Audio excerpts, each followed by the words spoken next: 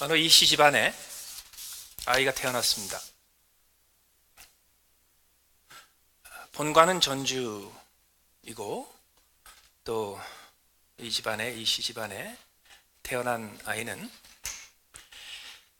어렸을 때 태어나서 아명을 막동이라 불렀습니다. 나중에 이 아이에게 정식으로 이름을 지어줄 때, 개인의 이름, 영어로 얘기하면 first name을 지어줄 때 그 이름을 도라고 지어줬습니다. 도. 그래서 이도입니다. 나중에 이 아이가 커서 왕이 됐습니다. 왕이 돼서 수십 년 동안 태평성대를 누리고 문화 창달을 하고 잘 나라를 다스리다가 죽었습니다. 죽은 후에 왕의 묘호를 정합니다. 그 왕의 이름을 직접 정하는 것은 굉장히 무리한 일이기 때문에 죽은 후에 이름을 정한다고 해도 왕의 이름이라고 안 그럽니다. 묘의 이름이라고 그러지. 묘호를 짓습니다. 이 이도로 태어나서 어렸을 때 막동이라 불리웠던 이 아이가 왕이 되고 죽은 후에 얻은 묘호는 세종입니다. 세종. 그 후에 세종대왕이라고 줄곧 불리게 됐습니다. 그래서 죽기 전에는 세종이라고 부른 적이 없어요. 죽은 후에 정해진 이름이니까. 그런데 이 왕이 죽기 전에 왕으로 등극하여 그리고 이제 왕의 자리에서 물러나고 죽을 때까지 살아있을 때 이 개인 이름 도 말고 왕으로서의 이름이 정해져 있었습니다. 그걸 시호, 존호 이렇게 부릅니다. 근데 그 시호 중에 조선의 왕이기 때문에 가장 으뜸되는 것은 명나라 황제가 정해준 이름입니다. 그래서 명나라 황제한테서 이렇게 왕이 이름을 하사받아야 했었어요. 그래서 명나라에서 받은 세종대왕의 시호는 장헌입니다. 장헌. 그래서 일단 명나라에서 시호를 받으면 그러면 조정에서 의논을 해서 새로 등극한 왕의 공식적인 이름을 정하게 됩니다. 그 이름이 어떻게 되냐면 영문, 예무, 인성, 명효, 대왕입니다. 그 이름이에요. 그래서 이도 그럼 큰일 나요. 그럼 반역이에요. 항상 왕을 문서상으로나 공식적으로 부를 때 영문, 예무, 인성, 명효, 대왕 이렇게 불러야 합니다. 나중에 죽고 나서 묘호가 생기죠. 그래서 죽은 후에는 공식 이름이 묘호와 존호와 시호가 함께 붙어서 지금 뭐 세종대왕이 죽었으니까 지금은 공식적으로 세종대왕의 이름은 세종장헌 영문 예무 인성 명효 대왕입니다. 그리고 우리는 그냥 보통 때 그냥 세종 다니죠. 왜 이렇게 이름이 거창하고 길고 이렇게 무겁습니까? 거창한 사람이니까, 대단한 사람이니까. 그리고 거기에 들어가는 한자 하나도 다른 사람이 쓰면 안 됩니다. 그래서 전주 이씨 집안에서는 원래 그래서 왕의 이름으로 불렸던 쓰였던 한자를 안 쓰는 게 500년 동안 전통이고요. 그거 실수하지 않으려고 그래서 그 문중에서는 외자를 쓰지 않는 게 일반적인 전통이기도 했습니다. 뭐 두 글자로 이름을 지으면 일단 겹칠 의도는 걱정은 없으니까요. 그런데 이렇게 거창한 이름을 정하는 건 자기가 거창하고 거창하다는 걸 보여주기 위해서, 그리고 아무도 그렇게 못하게 하기 위해서 그렇게 하는 거죠. 왕이니까. 자, 그런데 기독교 교파 중에서 가장 큰 교파인 로마 캐톨릭의 가장 머리가 되는 교황, 우리말로 교황, 영어로는 포프라고 그러는데 교황이라고 하는 게 그 황자가 벌써 황제라는 뜻이죠. 그 교황의 공식적인 타이틀이 어떻게 되는가? 웹사이트에 들어가서 바티칸의 웹사이트에 들어가면 지난 2000년 동안에 세워진 보태진 그 교황의 공식 타이틀이 있습니다. 원래 공식 타이틀은 라틴어로 되어 있는데 거기 보면 이제 영어판으로 되어 있는 게 있습니다. 이렇게 됩니다. Bishop of Rome, Vicar of Jesus Christ, Successor of the Prince of Apostles, Supreme Pontiff of Universal Church, Primate of Italy, Archbishop of Metropolitan of the Roman Province, Sovereign of the State of Vatican City, Servant of the Servants of God. 이게 이름이에요. 비슷하죠? 세종, 장원, 영문, 예무, 인성, 명효, 대왕. 그 우리말로 좀 번역을 하면요, 그 캐톨릭 분위기에 이렇게 맞게 이렇게 번역을 된 거 보면 그 공식 명칭이 우리말로는 이렇게 되어 있습니다. 로마의 주교요, 그리스도의 대리자요, 으뜸 사도의 후계자이며 전체 교회의 최고 주교요, 보편 교회의 최고 대사제요, 이탈리아 교회의 수석 대주교요, 로마 관구의 관구장 대주교이며 바티칸 시국의 국가 원수이며 하나님의 종들의 종. 이게 교황의 타이틀입니다. 왜 이렇게 거창합니까? 거창하니까. 왜 이렇게 거창한 이름을 지었습니까? 거창하게 보이려고. 다른 사람과 다르다는 걸 보여주기 위해서. 그렇게 해서 결국은 교황, 왕을 닮아가게 됩니다. 이런 거를 대할 때마다 우리는 알게 모르게 무의식적으로 의식적으로 교회의 지도자는 이런 사람이다라는 게 우리에게 이렇게 밑바닥에 깔리게 되어 있어요. 그런데 세월이 지나서 우리가 정신 차리지 않으면 우리도 모르게 자연스럽게 교회의 지도자에 대한 그림이 왕이 돼버리고 다스리는 자가 돼버리고 우두머리가 돼버리고 제일 높은 사람이 돼버립니다. 그게 지난 2000년 동안의 교회의 역사입니다. 그러면 과연 그런가 이겁니다. 원래 그러냐 이겁니다. 처음부터 그랬냐 이겁니다. 그렇기 때문에 우리는 예수님에게 돌아가야 합니다. 예수님께서 의도하셨던 교회의 공동체의 성도들의 지도자는 어떤 존재인가? 어떤 분들은요, 교회는 지도자가 필요 없어요. 그런데 그건 또 뭐 잘못된 거예요. 하나님은 지도자 없이 하나님의 백성을 이끌으신 적이 없습니다. 두 사람이 있어도 그 중에 한 사람은 지도자입니다. 세 사람이 모여도 그 중에 한 사람은 하나님이 지명하신 지도자가 있게 되어 있습니다. 다만 그 지도자가 본질적으로 무엇이냐 이겁니다. 우리가 앞으로 몇 주간 동안에 교회의 많은 변화를 경험하게 됩니다. 그 변화가 우리가 어쩔 수 없이 받아들이는 변화도 있지만 우리가 또 만들어내는 변화도 있습니다. 그 모든 변화들을 통해서 하나님이 기뻐하시고 하나님이 받아주시고 하나님이 요구하시고 하나님이 준비하신 변화가 되어서 하나님이 준비하신 은혜와 축복을 받을 수 있는 변화가 되기를 우리가 소원합니다. 그 중에 그 변화를 일으키는 과정에서 우리가 아주 중요하게 정리를 해야 될 게 하나 있습니다. 하나님의 백성 중에 하나님이 세우신 지도자는 어떤 존재인가? 그의 본질이 무엇인가 하는 겁니다. 단순히 목사에만 해당되는 게 아니에요. 단 두 사람이 모여도 그 중에 한 사람을 하나님께서 지도자로 세우신 것처럼요. 우리 성도들 중에서 단 두 사람이 모여서 함께 일을 할 때에도 그 중에 한 사람에게 하나님께서는 권위를 주십니다. 그리스도인의 가정에서 하나님께서는 모든 아이들과 부모님들을 똑같이 취급하지 않습니다. 거기 하나님께서 머리를 두십니다. 그래서 우리가 어디에 있든지 간에 우리는 어느 정도, 어느 선에서 어느 정도 분량에 따라 우리는 하나님의 백성의 지도자로서의 역할을 일부분 감당해야 합니다.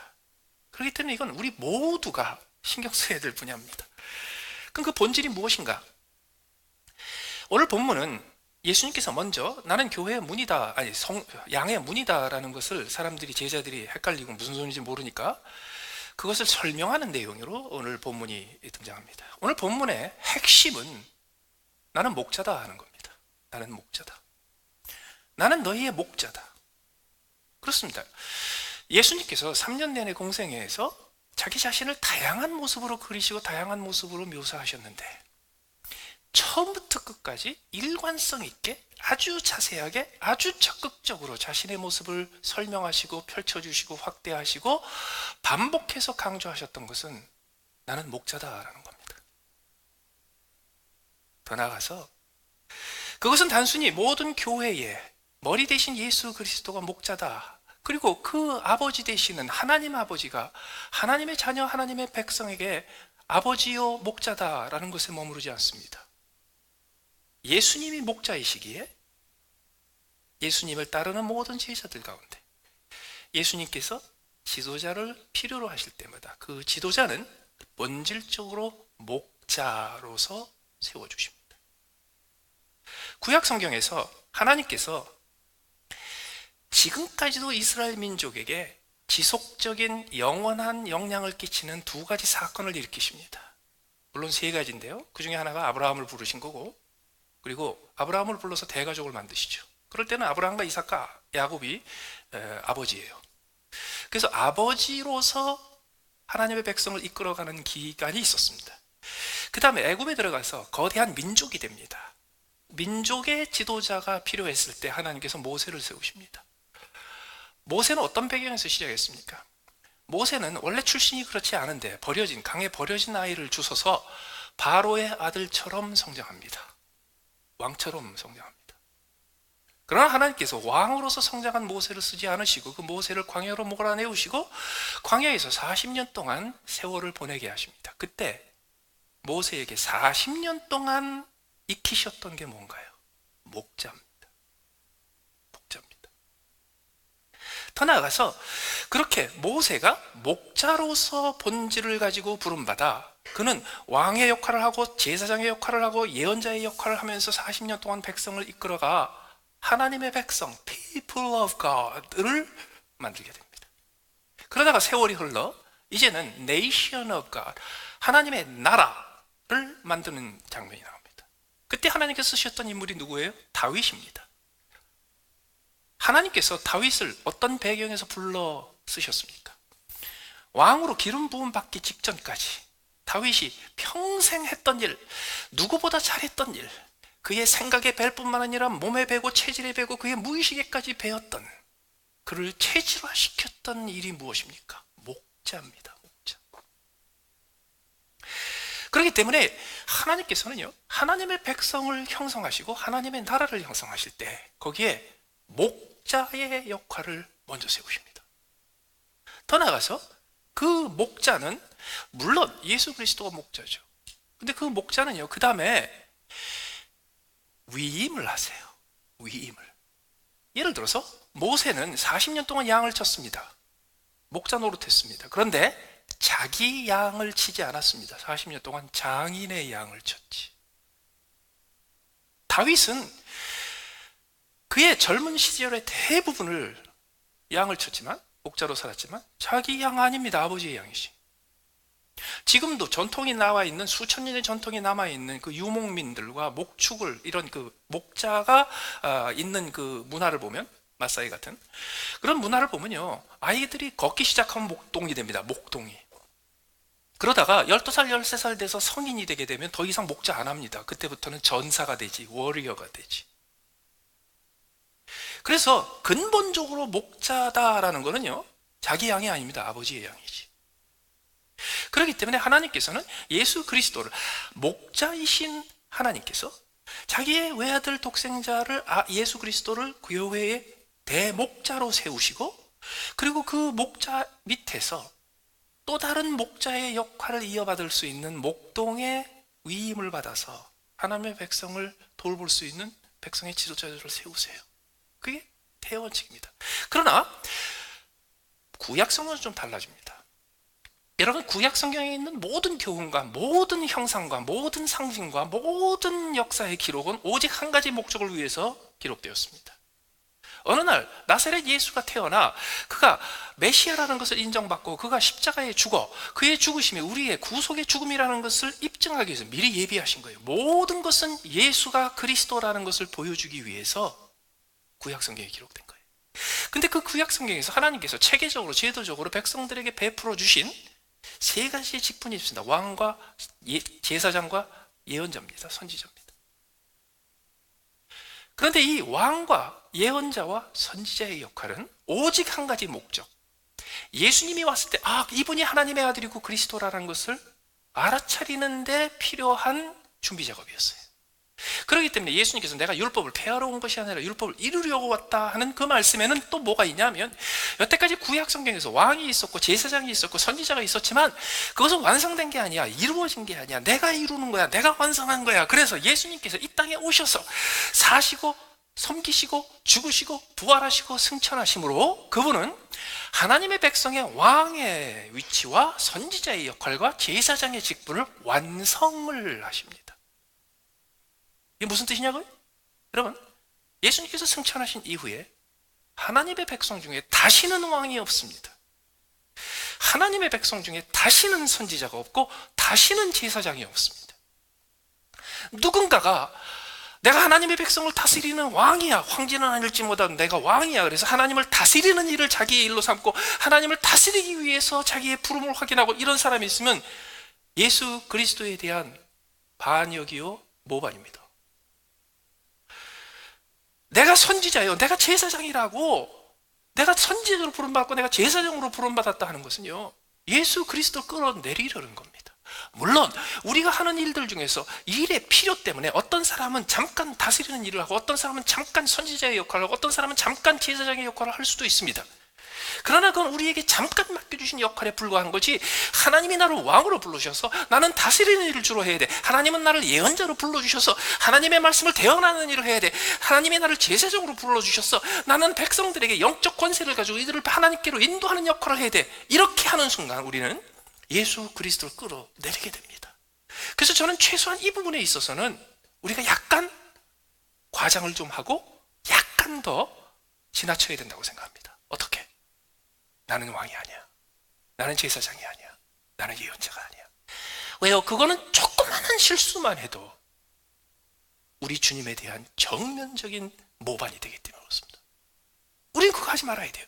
그러면 하나님께서 하나님의 백성들 중에 구약 성경에서 왕을 세우시고 선지자를 세우시고 제사장을 세우셔서 하나님의 백성들을 지도하셨는데 왜 그때는 그렇게 하셨고 지금 이렇게 하시냐고, 그때는 오직 한 가지, 이게 예수 그리스도라는 것을 보여주기 위해서요. 그러면 예수님께서 오셔서 왕됨을 완성하시고 선지자로서 완성하시고 완전한 제사장으로서 우리를 다스리실 때, 그때 하나님의 이 땅에 있는 백성들을 하나님께서 다스릴 때는 누구를 세우시냐 말이죠.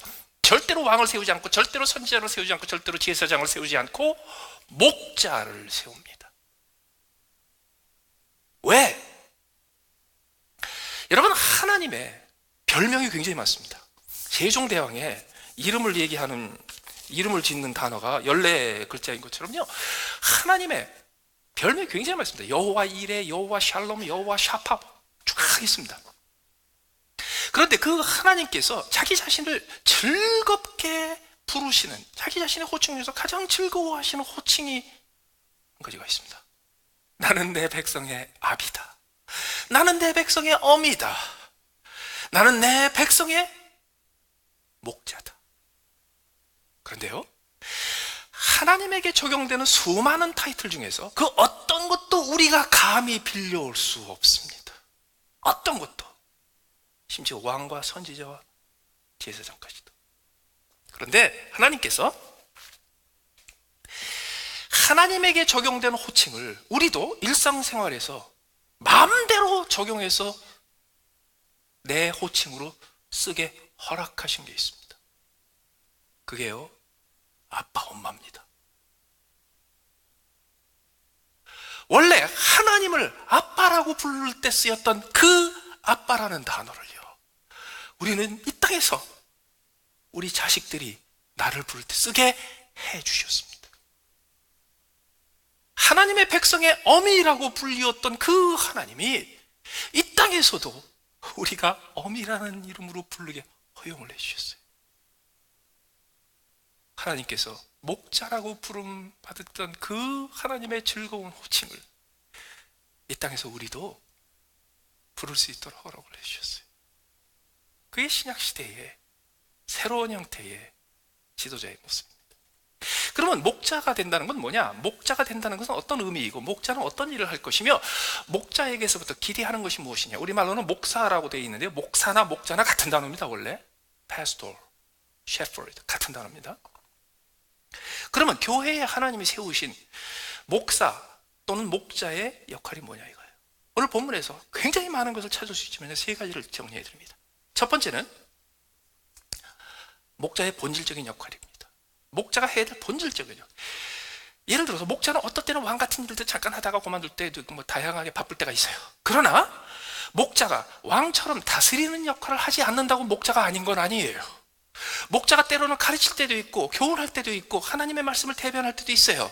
그러나 목자가 하나님의 말씀을 전혀 대언하지 못한다고 해서 그가 목자가 아닌 건 아니에요. 그러나 목자가 이것을 안 하면 그 사람은 목사도 아니다 불리우는 게 하나 있습니다. 그게 뭐냐 하면 양을 위해서 목숨을 버리는 겁니다. 이걸 안 하면 왕일진 몰라도, 선지자일진 몰라도, 예언자일진 몰라도 목자는 아닙니다. 오늘 본문에 보시면 11절에 나는 선한 목자라, 선한 목자는 양들을 위하여 목숨을 버리거니와. 선한 목자라고 하죠. 우리는요, 선한 목자라고 착한 목자라고 생각하죠. 원래는 이게 그냥 굿 셰퍼드예요. 그래서 선한 목자라기보다는요, 좋은 목자, 정말 괜찮은 목자, 최고의 목자, 이런 뜻입니다. 목자가 다 똑같은 좋은 목자, 최고의 목자가 아니에요. 목자 중에서 훨씬 좋은 목자가 있다는 거예요. 어떤 사람이 좋은 목자예요? 본질에 충실하면 좋은 목자가 됩니다. 어떤 사람이 본질에 충실한 좋은 목자입니까? 10절에 보시면 도둑이 오는 것은 도둑질하고 멸망시키려는 뿐이요 내가 온 것은 양으로 생명을 얻게 하고 더 풍성히 얻게 하려는 것이라. 나는 선한 목자라, 선한 목자는 양들을 위하여 목숨을 버리거니와. 세 가지입니다. 나는 선한 목자인데 내가 선한 목자인 이유가 뭔가? 양으로 생명을 얻게 한다. 예수님이 양으로 생명을 얻게 하십니다. 우리는 어떻게 양으로 생명을 얻게 합니까? 우리는 양으로 생명을 얻게 할 수 있는 길이 없습니다. 내가 양으로, 내 주변에 있는 하나님이 내게 주신 양으로 하여금 죽었던 자를 살리는 일을 하면 그것도 모반이고 반역입니다. 그건 예수님이 하시는 겁니다.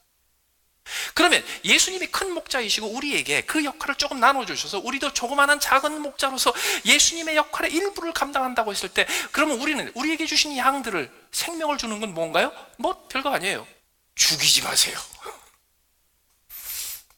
생명이 없는 사람을 살려내는 건 하나님이 하시는 거고, 하나님 이외에 우리가 하는 거는요, 생명을 가진 양들을 제발 죽이지 마세요.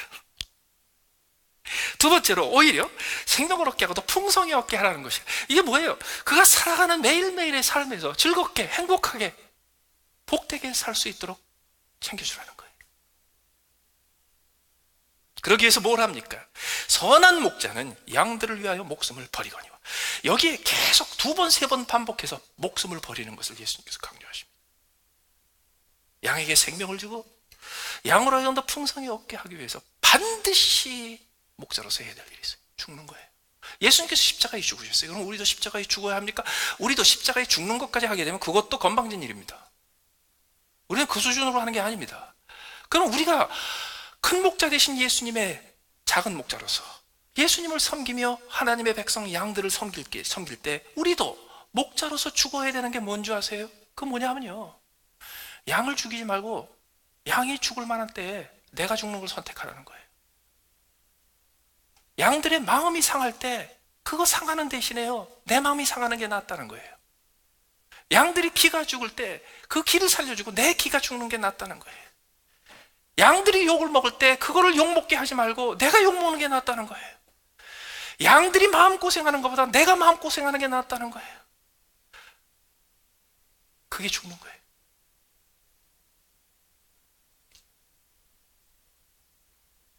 표현을 바꾸자면요, 끝까지 져주는 거예요. 끝까지 내가 옳고 양이 틀렸다는 소리를 안 하는 거예요.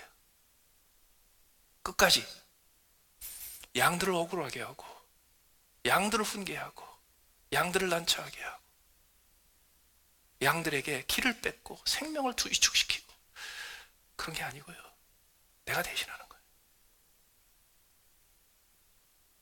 이거 안 하면 목자 아닙니다. 제가 단언을 합니다. 예수님께서 오늘 그러셨죠. 진실로 진실. 목자의 본질이 뭔가, 이걸 안 하면 목자가 아니다라고 말할 수 있는 그 본질이 뭔가. 양의 생명을 지키고 그가 두려움 없이 걱정할 것 없이 즐겁게 행복하게 매일매일 조금이라도 더 즐거운 행복한 삶을 살기 위해서 내가 죽는 거예요. 이걸 해야 목자입니다. 두 번째로, 목자는 양을 인도합니다. 오늘 본문에도 그런 표현이 더 나와요. 여러 차례 나와요. 그런데 목자가 양을 인도할 때 어떻게 인도합니까? 만약에 목자가 아니고 왕이 백성을 인도하면 어떻게 인도합니까? 줄 세워요. 1열 종대로 세우기도 하고 3열 종대로 세우기도 하고 사열을 하기도 하고 조직을 합니다. 그리고 앞에서 깃발을 들고 나팔을 불고 군가를 울리고 모든 것을 통해서 일관성으로 군대처럼 사람들을 이끌어갑니다. 그건 왕이 인도하는 거예요. 예언자가 인도하는 건 어떻게 합니까?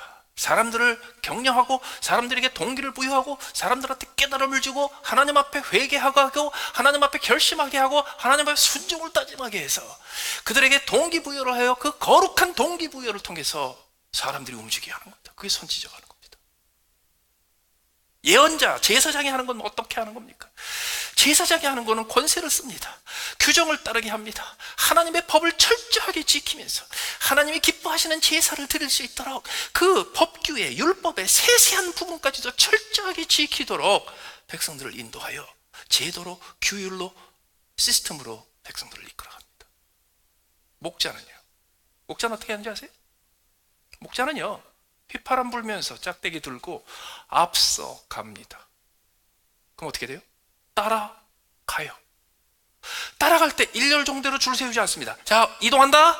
줄 서. 자, 인원 점검. 번호 1, 2, 3, 4, 5 이런 거 안 합니다. 소대장, 중대장 이런 거 안 합니다. 나 간다. 그러면 목자가 일어나서 지팡이 들고 그리고 앞서갑니다. 그러면요, 양들 중에서 조금 더 이게 민감한 애들, 목자 옆에 붙어있기를 더 즐거워하는 애들, 목자가 움직이면 항상 같이 붙어 다니는 애들, 이런 애들이 먼저 그 뒤를 따릅니다.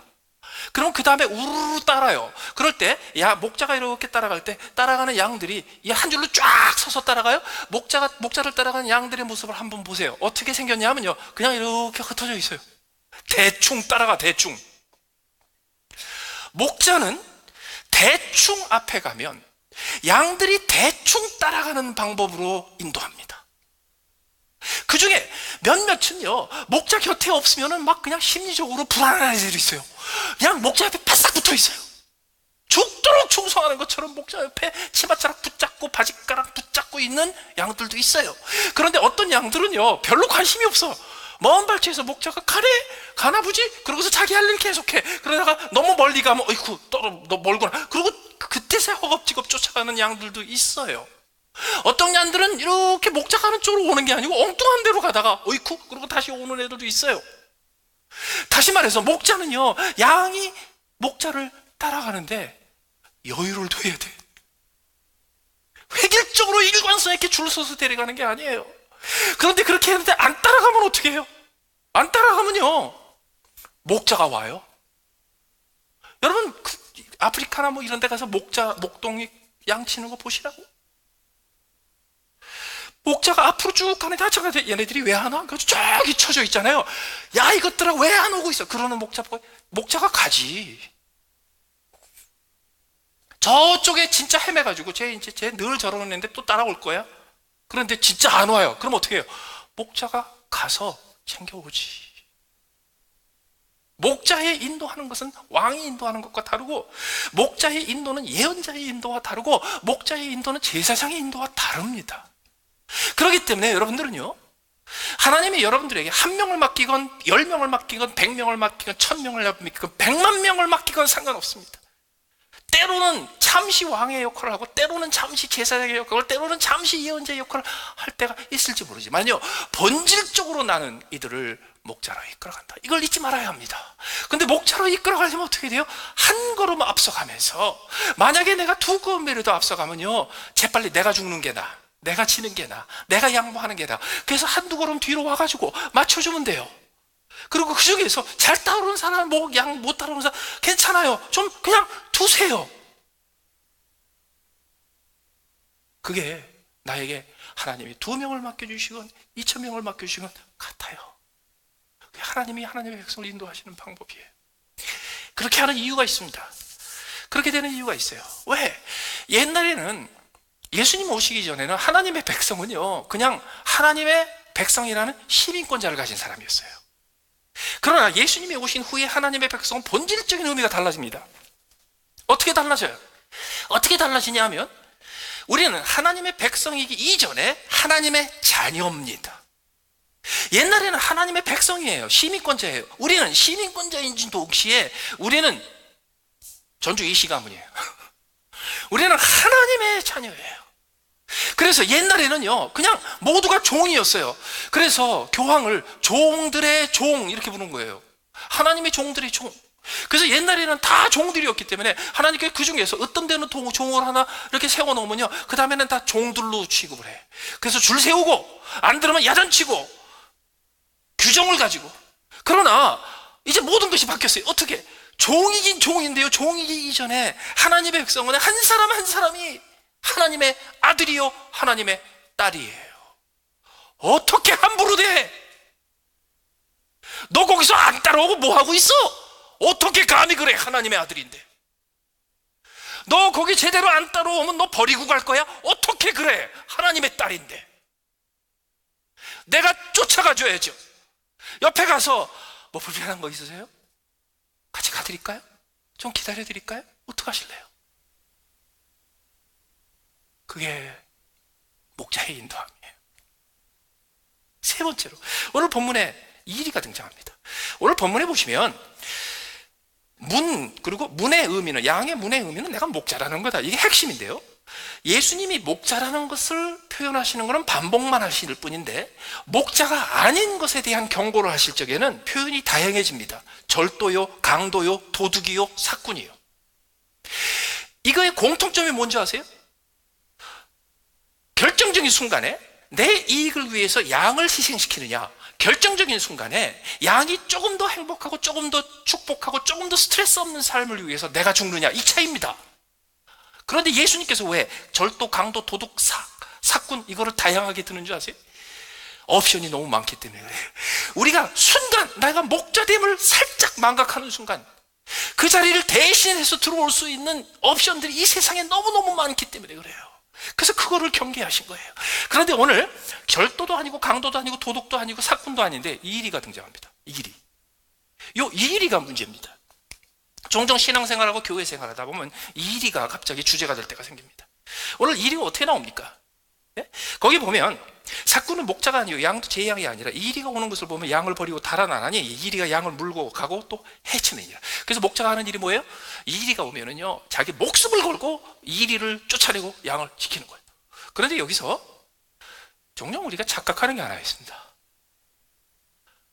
이리 때라고 착각하는 거예요. 오늘 본문에 이리는 단수입니다. 그래서 원래 영어 성경에선 우리처럼 승냥이 이리로 번역 안 합니다. 울프, 늑대로 번역하지. 솔로 늑대. 얼마든지 이리 때라고 얘기하는 게 자연스러울 수 있을 텐데, 오늘 본문에서 예수님께서는 이리를 싱글, 단수로 얘기하십니다. 싱글러로. 성경에서 자연스럽게 복수로 나올 수 있는데 단수로 얘기할 경우는요, 거의 예외 없이 하나님이거나 사탄입니다. 그래서 이것은 의미가 굉장히 좁은 겁니다. 더 나아가서 이 이리는 우리 안에 있던 애가 아니에요. 우리 밖에 있던 애들이지. 우리 밖에 있던 이리가 공격을 하는 거죠. 그렇죠? 그런데 우리는요, 종종 이리 때로부터 양 때를 보호하기 위해서 우리 목사님이, 장로님이, 집사님이 이제는 팔 것 없이 싸워야 돼요. 그럴 때 그 이리는 이 이리하고 다를 때가 대부분이에요. 어떤 일인가? 양의 탈을 썼다가 벗어버린 일에. 다시 말해서 여태까지 양인 줄 알았는데, 여태까지 같이 지냈을 때 분명히 양인 줄 알았는데 보니까 이리네. 그래서 목사님, 저 이리 떼들을 이 양무리에서 제거하셔야 됩니다. 그리고 목사님들도 그렇게 정당할 때가 많아요. 이게 이리네. 내가 이리를 가만히 이리가 양을 해치는 걸 가만히 두면 내가 목자로서의 임무를 내가 버리는 거지. 그래가지고 이리를 퇴치하는 데 앞장섭니다. 그런데요, 지금 공동체를 해치고 서로를 힘들게 하고, 그리고 양들을 막 그냥 더 풍성이 없게 하는 게 아니라 있는 것도 다 뺏기게 하는 그런 이리 같은 일을 하는 사람들이 왜 저렇게 하지? 원래 우리 안에 들어왔을 때는 양이었는데 왜 저렇게 됐지? 원래 들어올 때부터 원래가 본성이 일이었는데 양의 껍질을 쓰고 들어온 애들이야. 나머지는요? 그럼 나머지는 양의 껍질을 썼는지 본래 양인지 어떻게 알아, 아직? 아무 때나 성질 바뀌면 그러면 껍질을 뒤집어 쓴 일인가? 여러분, 그런 거 함부로 하면 안 됩니다. 오히려 이렇게 생각해야 합니다. 절대로 이리로 부르지 마십시오. 하나님이 내게 보내주시고 하나님이 내게 허락하신 사람이라면 절대로 일이라고 부르지 마십시오. 내가 힘들어서 그렇게 보이는 것 뿐입니다. 일이라고 부르면 안 돼요. 끝까지 양해해야 돼요. 그 다음에 예수님께서 무슨 말씀하는지 아세요? 16절에 보면 또 이 우리에 들지 아니한 다른 양들이 내게 있어 내가 인도하여야 할 터이니 그들도 내 음성을 듣고 한 무리가 되어 한 목자에게 있으리라. 예수님은요, 문 밖에 있는 모든 양들을, 모든 동물들을요, 언젠가 우리 안에 들어와서 내 양이 될 수 있는 후보자로 봤습니다.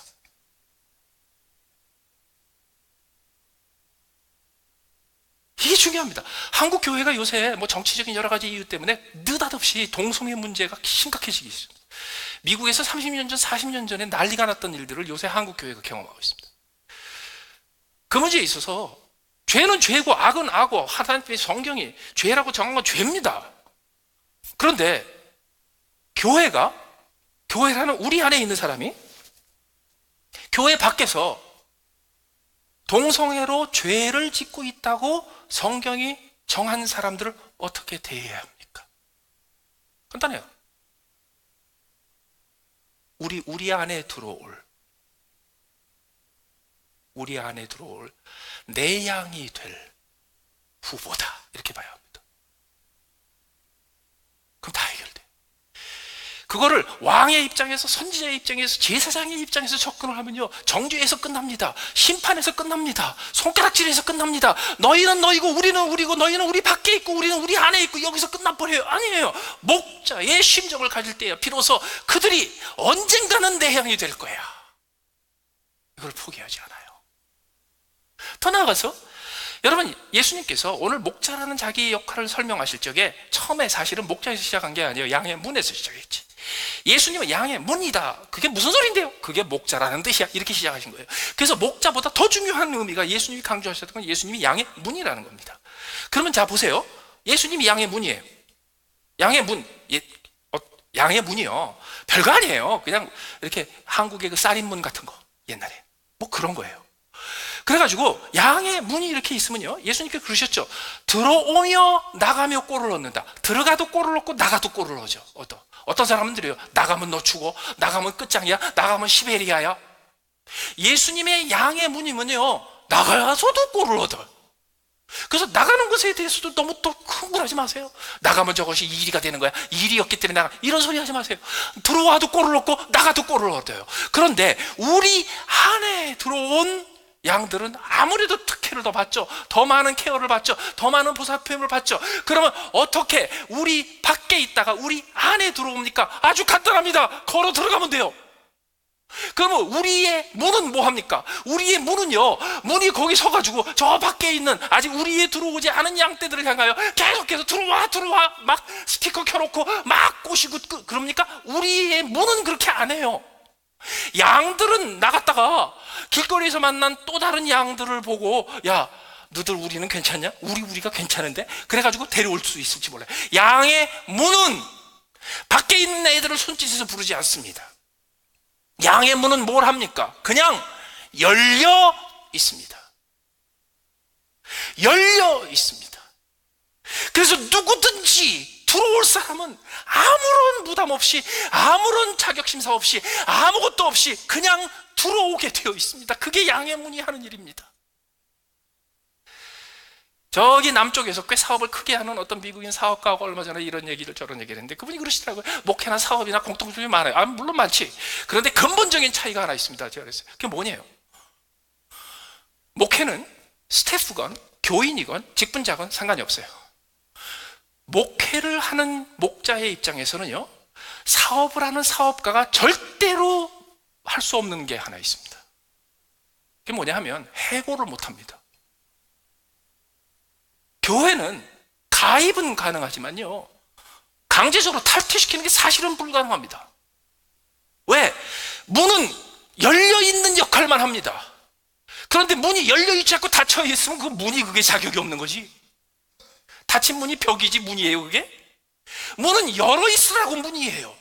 그래서 목자로서의 양의 문의 역할을 하는 것은요, 그냥 열려 있어야 합니다. 그러면 그 열려 있는 문을 통해서 들어오는 거 누가 결정합니까? 양이 결정합니다. 그래서 제가 그랬어요. 목사는 내 스태프건, 내 직분자건, 내 교회의 성도건 내가 선택할 권한이 하나도 없고, 내가 그들을 내 공동체로부터 탈출시킬 권한이 하나도 없는 게 목사예요. 그런데 사업을 하는 사람이 그렇게 하면 사업 망합니다.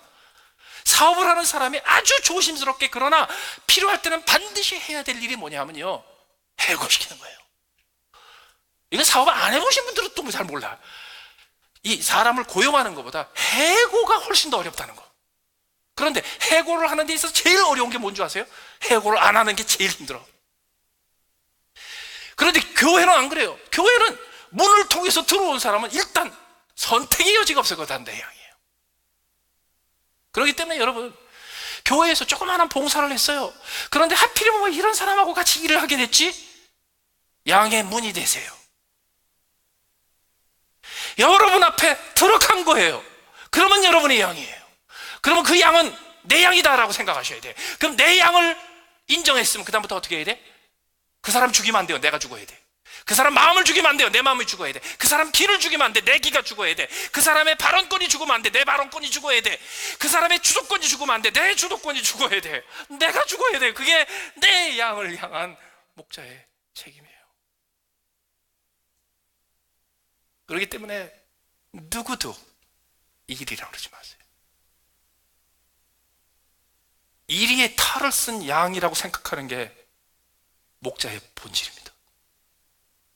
절대로 양을 쉽게 이리로 신분 바꾸지 마세요.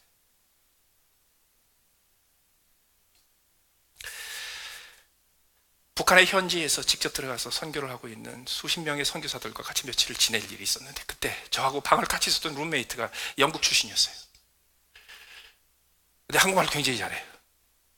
사모님도 한국 사람이고 어린 여자아이 딸이 둘이 있는. 근데 1년의 반을 중국 들어가서 사업도 하면서 선교를 하세요. 그런데 하루가 딱 지났는데 그 다음에 저한테 이러더라고. 아버지, 한국말 잘해요. 저한테 아버지, 아버님 그러더라고요. 그 왜 갑자기 그래? 그랬더니 제가 이제부터 목사님을 아버님으로 모시겠습니다. 이러는 거예요. 왜 그래? 그랬더니 제가 배울 게, 지도받을 게 참 많습니다. 괜히 기분이 좋더라고요. 그래서 그 다음날 하루 종일 나더라 아버지라고 그러더라고요. 그 다음에 이제 그 다음 둘째 날이 지나서 밤이 됐는데 다 행사 마치고 저한테 이렇게 와가지고 저한테 그러는 거예요. 아버지가 나의 아버지로서 나를 아들로 생각했을 때 내 북한의 선교의 사역에 관해서 조언을 해줄 수 있는, 어드바이스를 해줄 수 있는 게 딱 하나 제일 중요한 게 있다면 그게 뭡니까? 그러더라고요. 그래서 제가 그랬어요. 네가 내 아들이면, 내가 네 아버지면, 그럼 나는 딱 이 한마디 해준다. 손 떼라.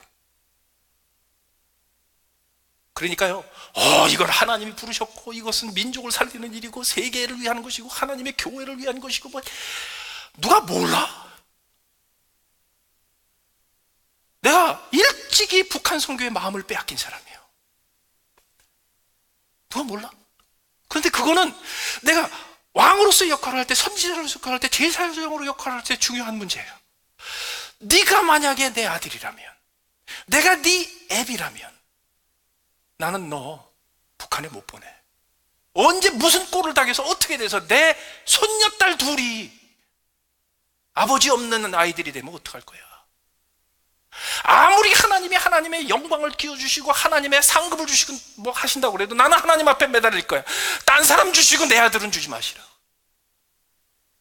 이거를 이해를 못 해가지고 한 몇 시간을 얘기한 거예요. 내가 네 아비라면. 그리고 우리 아버지가 나한테 그러셨어. 당신은 중국 만주 땅에 살면서, 연변 지역에 살면서 온갖 위험한 일을 다 하고 다니시면서 맨날 나를 보면 너는 절대로 북한 일을 하지 마라. 그놈들이 어떤 놈들인데 너는 언젠가 감옥에 들어가고 고문당하고 언젠가 너는 계속하는 한 내 인생은 끝날 거야. 제발 그거 하지 마. 맨날 그러셨어요. 못 알아들어요. 못 알아듣네. 근데 그 이유를 알았어요. 셋째 날이 됐는데요, 이렇게 지나가면서 보니까 어떤 사람한테 제가 아버님으로 모시겠습니다 또 그러더라고. 그 자주 써먹은 방법이더라고. 여러분, 얼마 전에 한국에서 탈북자 팀이 와서 설교도 하고 간증도 하고 했죠. 그때 여러분들이 다 어떻게 그들이 예수 믿었고, 그들이 어떻게 제자 훈련 받았고, 그들이 어떻게 하나님 나라를 위해서 헌신하게 됐는지 동영상을 다 보셨어요. 그 동영상의 뒷부분에 그 사역을 통해서 예수 믿고 성경을 읽고 진리를 깨닫고 제자 훈련 받아서 북한에 복음을 전하겠다고 나섰다가 순교한 사람이 수십 명이 나왔어요. 이름과 얼굴이. 저는 그거 보고 가슴이 찢어진 줄 알았어요. 다른 이유 때문이 아니에요.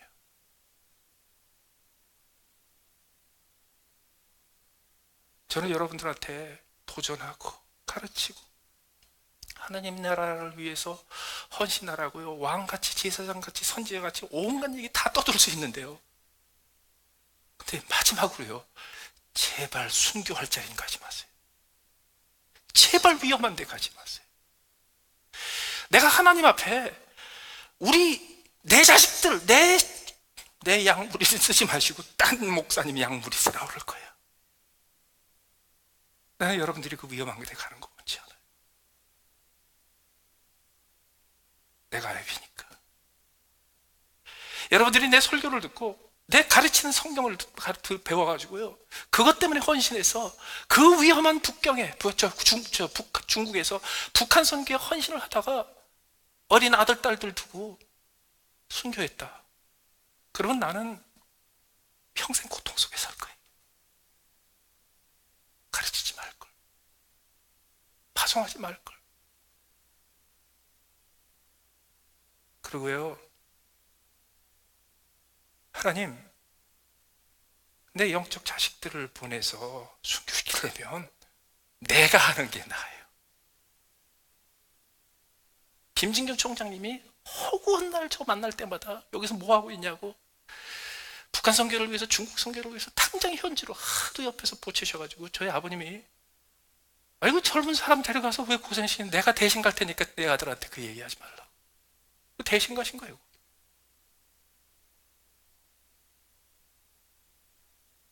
저는 여러분들 헌신하고 주를 위해서 인생을 바치고 다 좋은데요, 구체적으로 갑자기 두만강 국회 가가지고서 탈북자 돕고 그러는 거 절대로 안 하셨으면 좋겠어요. 그거 하시려면요, 저더러 알아보세요.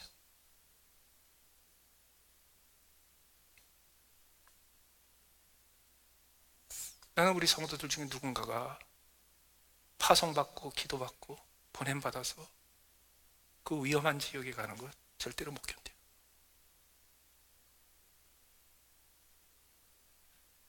그걸 어디다가 동영상에 올리고 이름하고 얼굴을 띄워서 순교했다는 거 하나님 앞에 고통스럽고 수치스럽고 죄송해서 못 올려. 그게 뭐하고 비슷한지 아세요?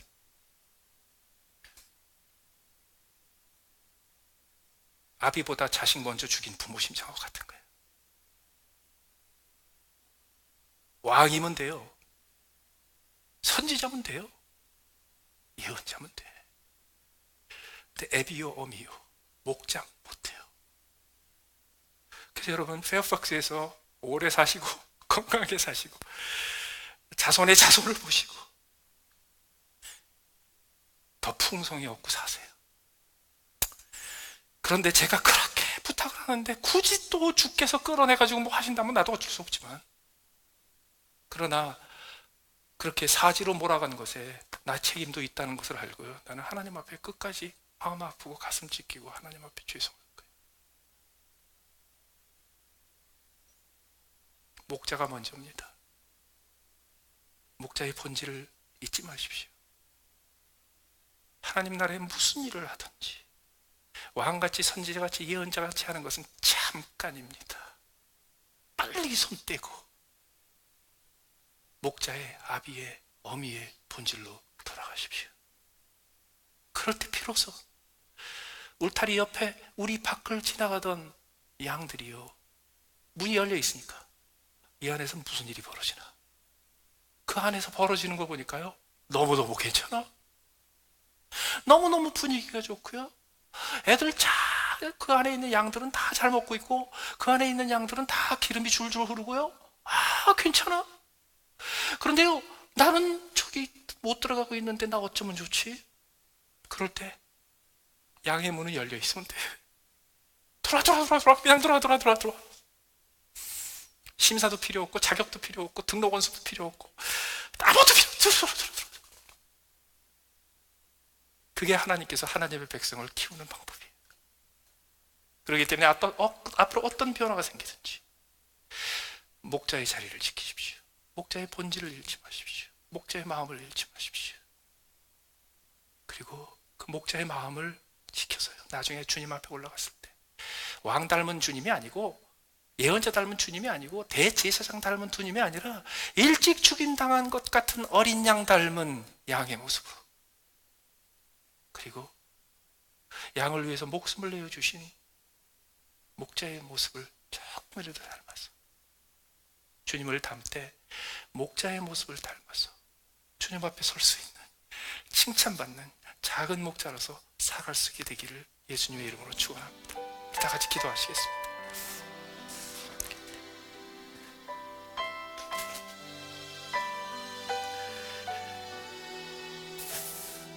함께 기도하시면서, 하나님 아버지, 하나님을 아버지라 부르며 하나님의 아비라 불린 것처럼 우리도 이 땅에서 감히 아비라 부를 수 있게 해주신 것을 감사합니다.